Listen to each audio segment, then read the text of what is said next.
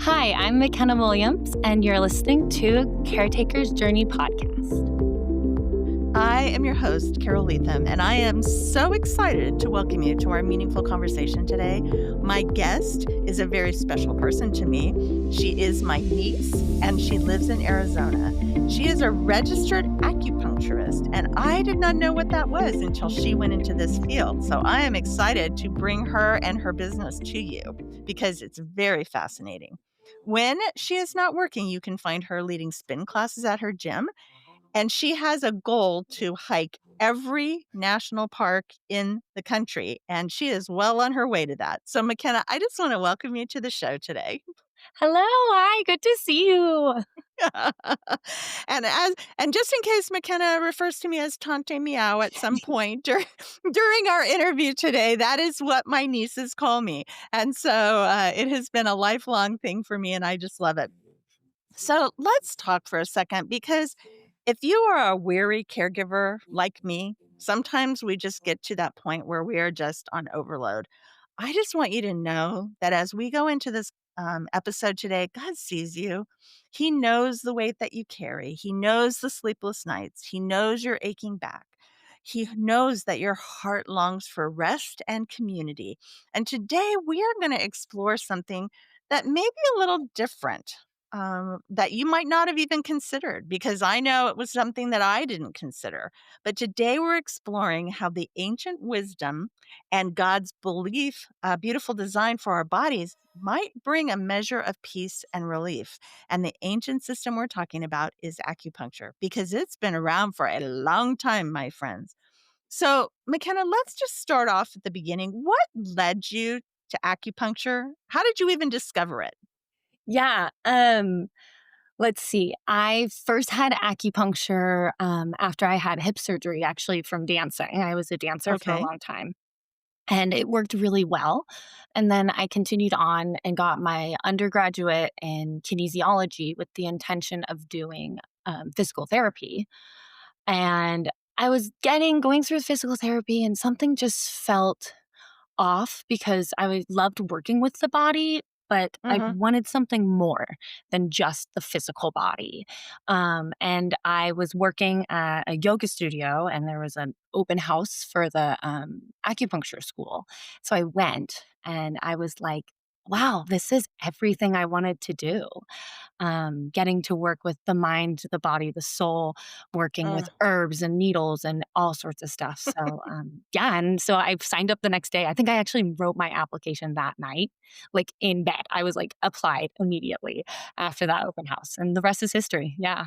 Uh, I love that. So let's talk about the training. So you went to the school, you applied to the school. So what kind of training do you go through? I mean, I don't know about you, but my impression of acupuncture up until I began to research it after we talked in July at your grandmother, my mom's funeral, we talked about acupuncture.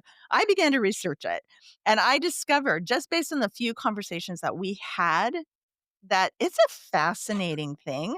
Yeah. So let's talk about your training, because you're sticking needles in people. And what kind of training did you have? How long did it take? Yeah, it's really hard. So it's a master's program. So I have my master's in, I think it's Chinese acupuncture and Chinese medicine, or acupuncture and Oriental medicine. It kind of goes back and forth. So I have my master's. I did it in 3.5 years because I chose to do herbs also. So you don't have to do the herbal route, but I wanted to. Okay. So yeah, and basically you're learning everything about acupuncture and how to diagnose, which is a totally different way than we diagnose in Western med. How Mhm. to needle, safety, all of that. But then you're also learning everything about Western medicine, because I'm an advocate for so many of my patients, and they're going to come in here with Western diagnoses, and it's my job to translate that into Mhm. how I'm going to treat them. So it's basically a whole pre med, like I took pharmacology, anatomy and physiology, all those classes also. And then you're working in the clinic at the same time, so you start practicing while you're in school.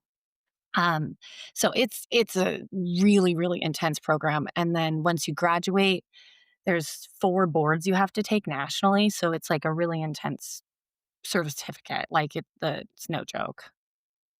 Wow. Well, let me just take a moment here and tell you I'm extremely proud of you because I know from talking to your dad, my brother, while you were going through this, that this was intense. I didn't realize how intense, but I'm very proud of you for doing this, and I love that you have all of this study that goes into it because I think if people understood more about the training that goes on behind the scenes, I think that we would trust the process.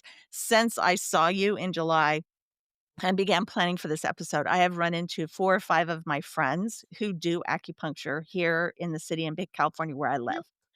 And so I was like, wow, okay, how did I miss this for so long? So let's talk about some of the people that you work with because you work with people from all walks of life. Yes. But when you think about the caregivers, let's kind of focus that in because my listeners are mostly caregivers all over the world, and some of the caregivers are in countries where acupuncture is a big deal already, Yeah. and we're just discovering it here in Western medicine, and I think that it's something that we have needed for a long time. So, caregivers carrying such a heavy, heavy load. So, what moves when you have caregivers that come in? What is it that moves your heart the most when you're serving them or treating them?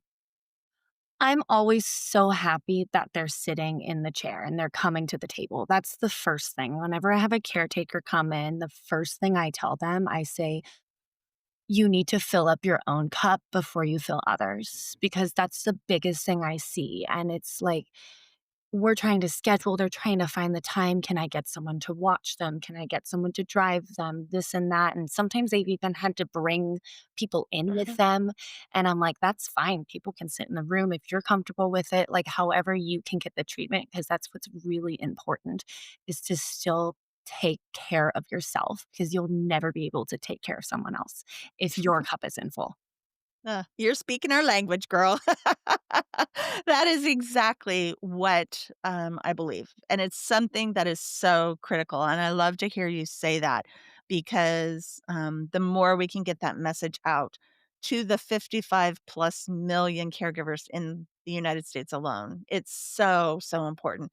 So, for someone who might be listening, who might feel nervous or unfamiliar, how would you describe acupuncture in simple terms or layman's terms, and how it honors the body that God created us.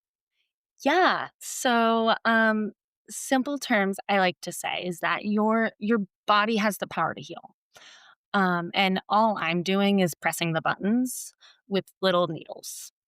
So I know where to press the buttons, so I press the buttons and then I leave the room and you get to sit there and your body does the work. And that's what's so beautiful about it. It's very empowering. The goal of acupuncture is not to come back. We want you to heal. We want you to heal yourself. We want you to get to that place that you're not in pain. And so that's kind of in the easiest way, that's how it works. So let's talk about some practical questions that somebody might have. So we're talking about needles, sharp, ow. Yes. And you're talking about sticking them into your body. And so there are some people who are might be cringing right now thinking, "Oh, that's going to hurt." Oh, yeah. So talk to us about the actual process. When you say pushing the buttons, you're actually pushing a needle into a certain like pressure point in the body. Is that what you would say? Yeah. Yeah. So it's funny. I always tell my patients this. I'm an acupuncturist who doesn't love needles. I was really scared. I still like I get acupuncture and there's like certain points because I know I'm like, okay, I know this one's going in. I don't love this point, but it's gonna help me, stuff like that. But for the most part, the needles are really small. You barely feel them half the time. And if you do, it's quick and it's done. They're much different than the needles you get when you go to the doctor, get shots, all that stuff. And so there's different meridian systems in the body that we study, and they have different points on them. So basically, I'm putting needles in the points that do different things based off of what your diagnosis is. Or another option, sometimes I do just muscular. So I'm just kind of feeling for where the muscles are tense when it comes to pain and stuff like that. So it's kind of a combination of both of those, which is what makes acupuncture so special because we treat what we call the branch. So we treat the symptoms, but we treat Mhm. also what's causing the symptoms, what's I in the love that. depth of it. And so it's kind of that beautiful combination that we are able to treat almost everything. So when the needle goes in, is it putting pressure on a certain point in your body or what? Like, why a needle? You know what I mean? Why a needle? And this Yeah. fascinates me. Yeah. I have a tendency to be a little bit hesitant about needles, but then my friend had some migraine issues Oh, and went to an acupuncturist, and all of the medicine and everything she'd been doing couldn't help her, but the combination of a deep tissue massage and the acupuncture treatment healed her yeah. of chronic migraines that she had suffered with for over 5 years. I So I love working with migraines. They're so tricky and special, and, it's great, and they work really well, but, yeah, so the needle, the idea is that there's different layers to the energy and the meridians and stuff, so the needle is able sometimes I'll put one in really shallow, sometimes I'll put one in a little deeper, and same with muscular. If we're just doing, like, neuromuscular stuff, like the glutes, they're big muscles, so mhm, if I wanna get really into the glutes to treat something like sciatica, which, like, is a nerve pain, I'm getting deep into that glute where, just a massage is you can really get in there with your elbow and stuff, but this is kind of a more succinct way to do it. yeah, going deeper. So I have for the last 10 years had a deep tissue massage once a month Yeah. because I just somehow felt like when I went into all the stress of caring for someone who struggles with mental health issues, that I needed to get rid of toxins because toxins build up in your body. Stress creates toxins, muscles tighten and whatever. And about 3 years ago, when I added the care of my mom to the situation as well and traveling back and forth across the country, my massage therapist said, "You need to start seeing a chiropractor." Yep. And I was terrified about Yeah. that. You talk about I was like, I had just It's gotten scary, used to yeah. the deep tissue where she literally, like you say, takes her elbow and she is a big woman. I mean, a tall woman. Mhm. And I laughed the first time because I thought she was working on my neck and I thought, you could snap my neck like a twig, because she's so strong. Yeah. But when Mhm. I started seeing the chiropractor, he started doing the same kind of things with the pressure points Yeah. and releasing and aligning.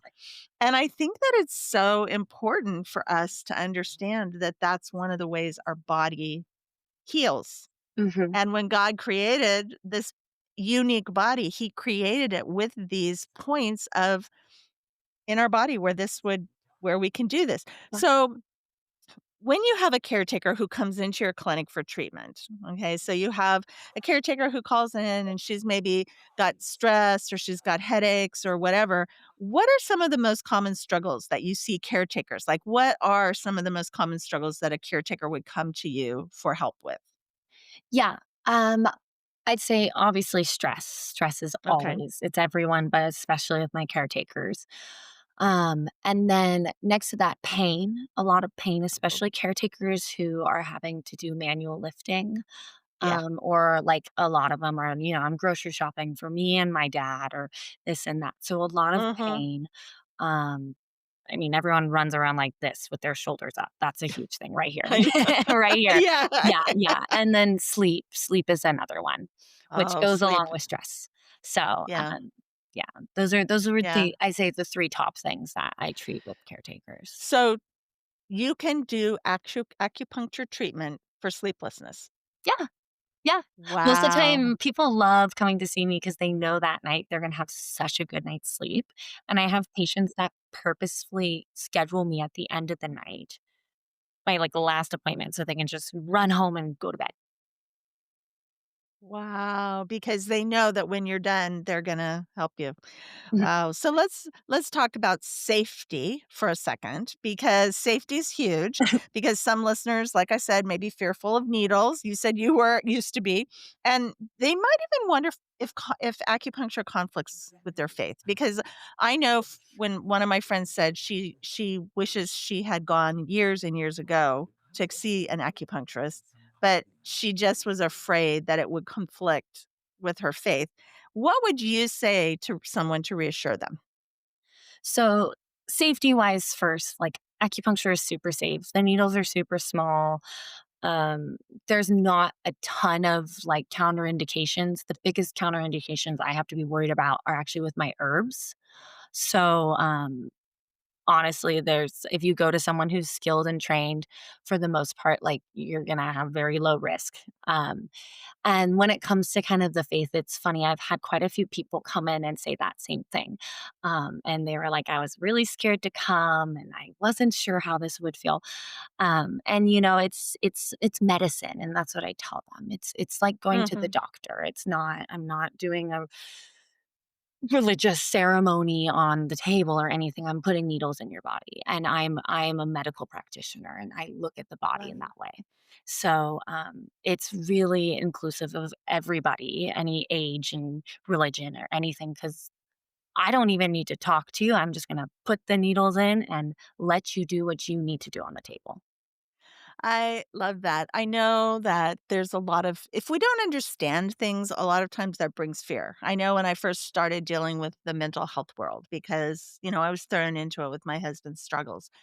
I I never really found people who were comfortable having conversations, and it made me more and more curious about finding out information. And what I found was there is a mental health professional out of Oklahoma who has been on my show many, many times, like 5 or 6 times now, and he talks a lot about the fact that mental health is a brain disorder, and if we will Yeah. begin to see mental health as a brain disorder, then all of a sudden it changes the dialogue in our head about how we're going to understand and treat. And I Yeah. think that's the same thing with acupuncture because just listening to the what you I mean knowing and now you sharing exactly what you had to go through to learn how to do the treatments, Yeah. I think that people just need to realize, like you said, it's a medical treatment. You are a medical technician.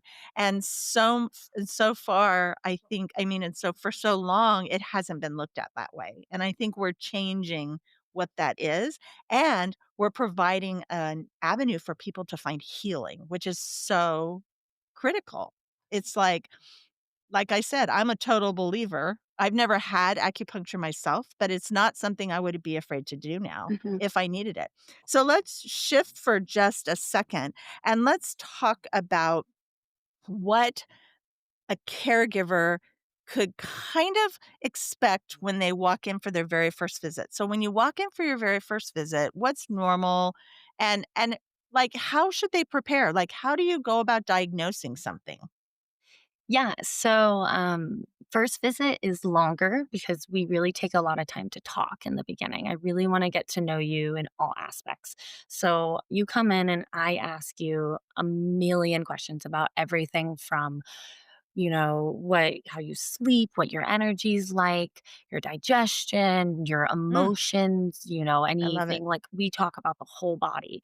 And then, so from there, I formulate a diagnosis. So, the most important thing when you're coming to get ready for acupuncture, I would say, is just to have an intention.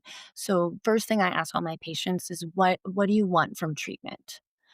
Mhm. And what are you looking for? Whether it's, people, well, this is my problem, where sometimes people come in and they're like, I just feel like I need a tune up. And I'm like, great. Yeah, I'm Yeah. like, great. That's awesome. And so we ask some questions and I do some diagnoses. We look at the tongue and I take pulse, and that's another way I can diagnose kind of what's going on inside. Yeah, it's kind of cool. So if you I come in, you love say, that. I don't know what's wrong, I'll look at your tongue and I'll be like, okay, I can do something. Um, You can look at someone's tongue and tell that there's a problem. yeah, Oh my gosh, I love this. Oh, that's so fascinating to me. But that makes sense yeah, because where does everything inside. goes in our mouth. Our air, our food, our Mhm. everything goes that's Yeah, crazy.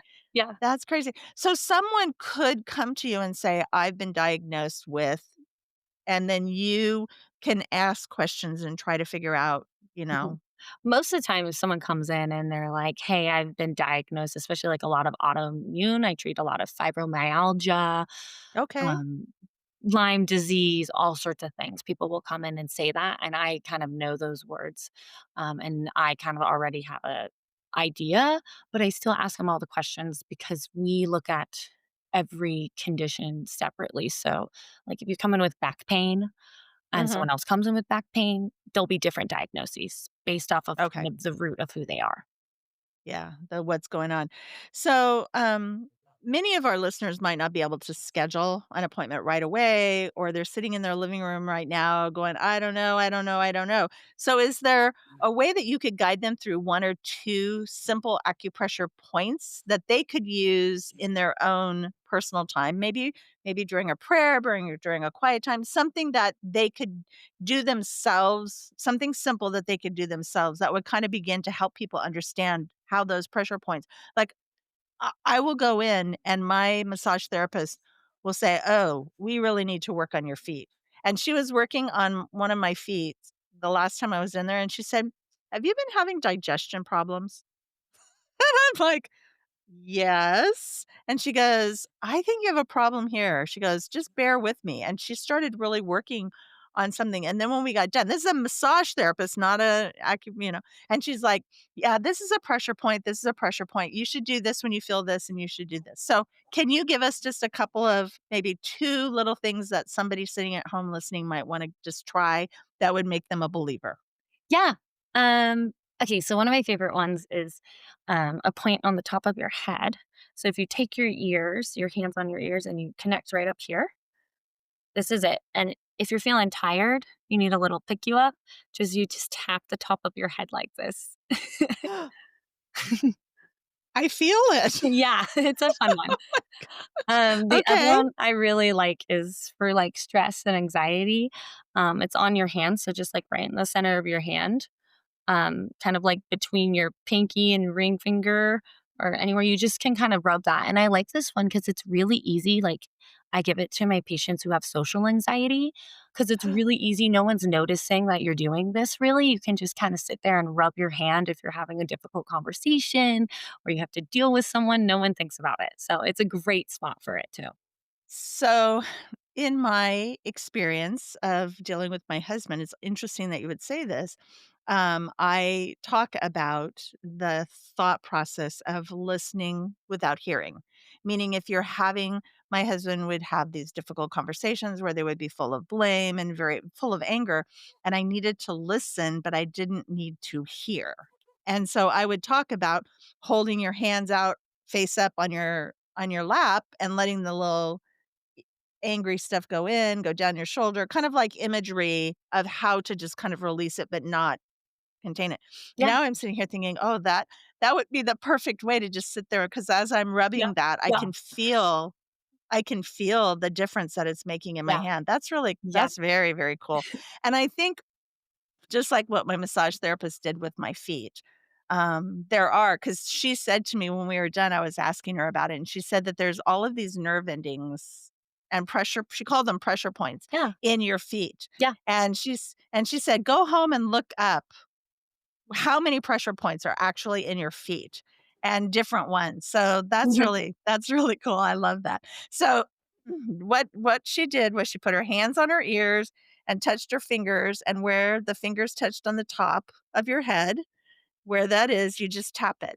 And I'm telling you, all over the world, people are gonna be doing this right now I love because it. because I can feel just the Yeah. touching. And then on your palm, Yep. just rubbing right Yep. Right below. in the Is middle. there, like, where the joints are? Yep. Yep. Okay, Right in because the you middle.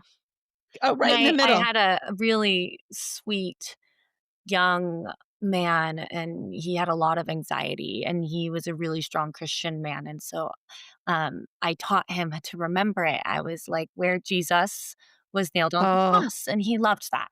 Yeah, it meant so much that's for him, and then he would say that all the time because he would get really nervous at church, and I was like, "Well, you can be there and just rub right there," and, that's how he came over it. that's very, very cool. So, are there a few points of helpful points that you could give, somebody that they're caring for? So, somebody like me who is a caregiver, I look at this now and I think there's so many times that I maybe could have used this treatment for helping my mom, your grand Yeah. nana, Yeah. through some things. But what about a few points that would be helpful to the one we're caring for? So these are good for us, but what about if we're caring for a loved one who struggles with anxiety or depression Yeah. or whatever, Yeah. autoimmune disease? So the biggest thing with people struggling and like especially like mental health and stuff like that is grounding. So on the bottom of the foot, right underneath kind of the ball of the foot, putting your fingers there and just making little circles.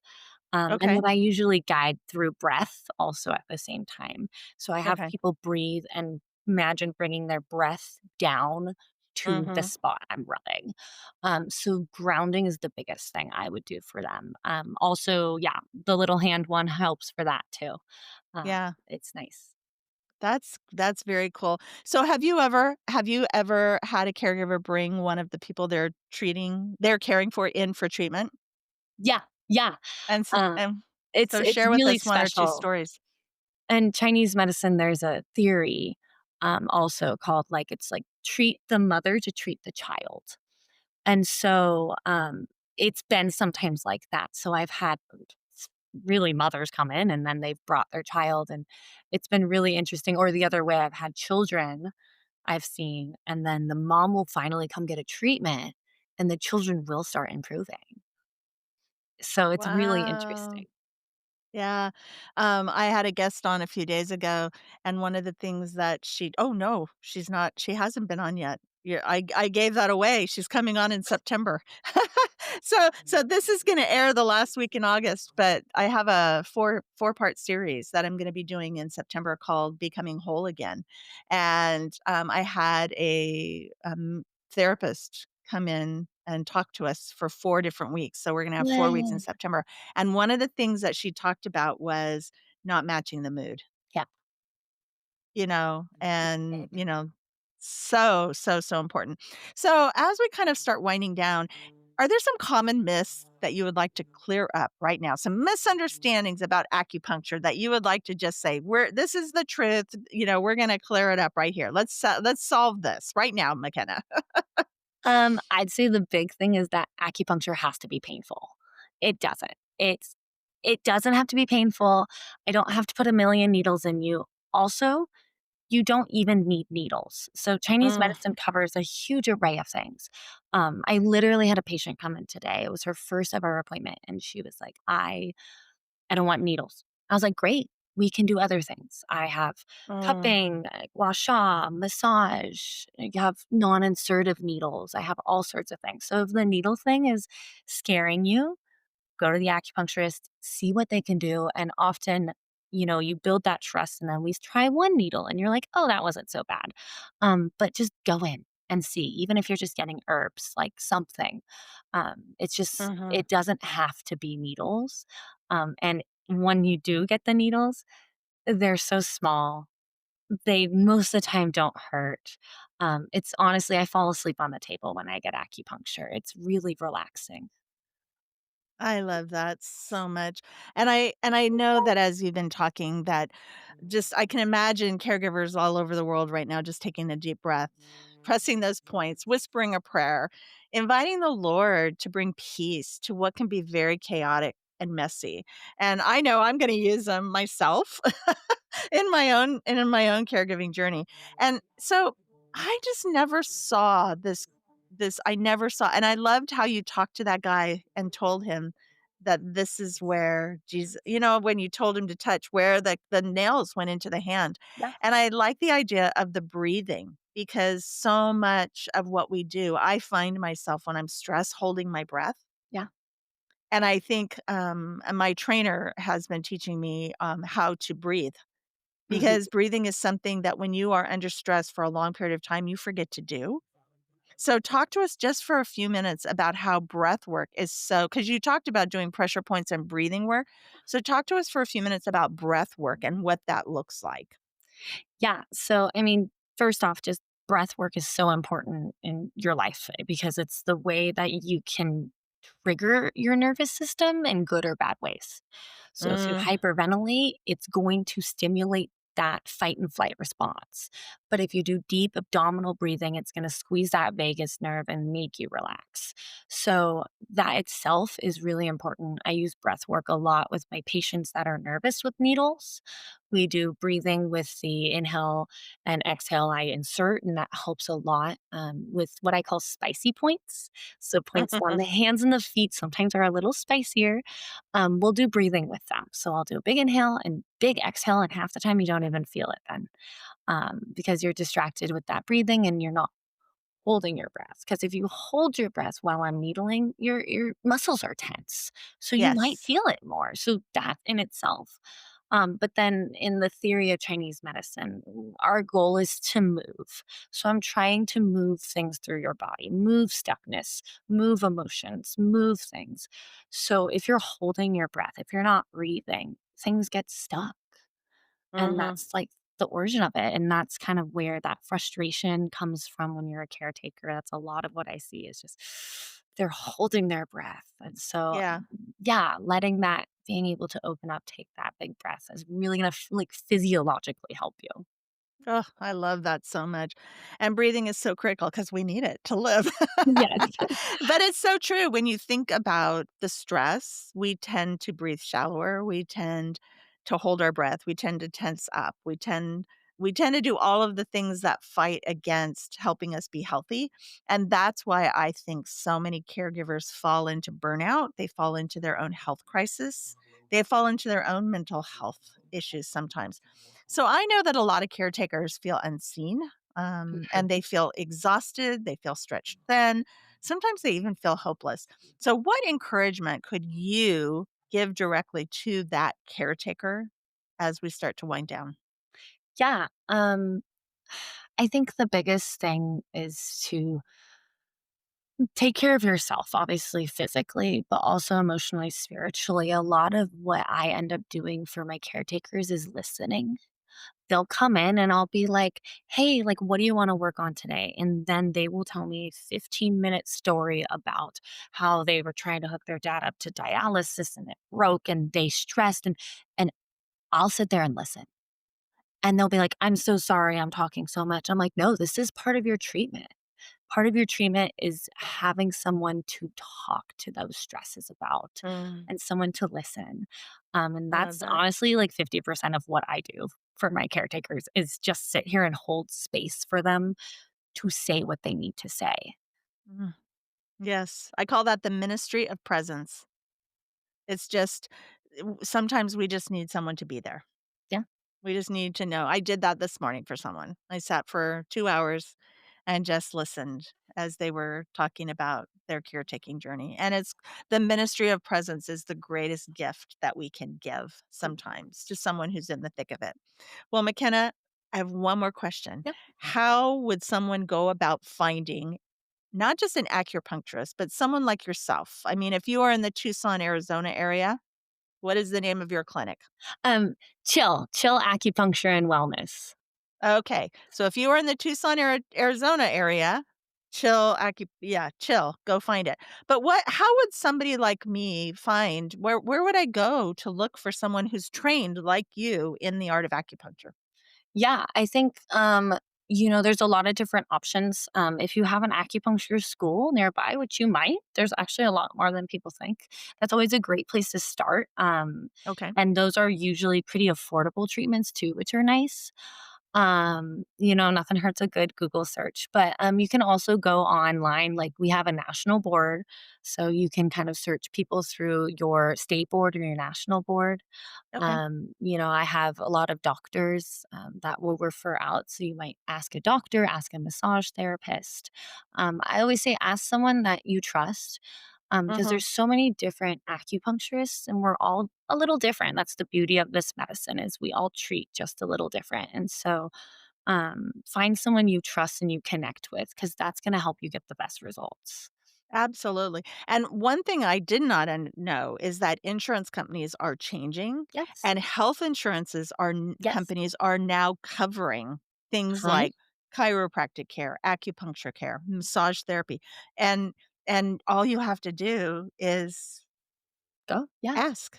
Um, And if you're a veteran, you have full coverage acupuncture. So 75% of our population we treat at the office is veterans. Wow. So if you are a veteran listening, there you Well, go. Because I just think that I just think there's so much value to this. Well, McKenna, thank you so much for joining me today. I am so thankful for you. I love you. I'm just love glad to you. get to see your face. The listeners don't get to see your face, but thank you so much for joining me and helping like open the eyes and minds of people about what this is. And I just want to say that I'm thankful for each of you listeners who have been in on this conversation today. And if you know a caretaker, will you share the show with them? Because it's so critical for caretakers to understand that they're not alone. We tend to isolate and we tend to think that we're the only ones, and we're not. And so if you share the show with them, if you tell them, hey, there's this great caretakers podcast that talks about things like acupuncture, that helps other people find us. And also, if you subscribe to the podcast, that's huge because that'll get us up in the algorithms and people can find us.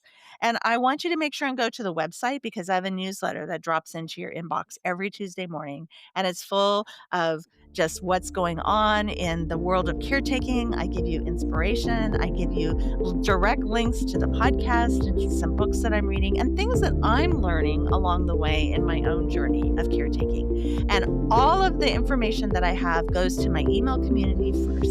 And I hope that you will join me next week for another episode and another meaningful conversation about what it looks like to be on the caretaker's journey. And until then, it's all about him.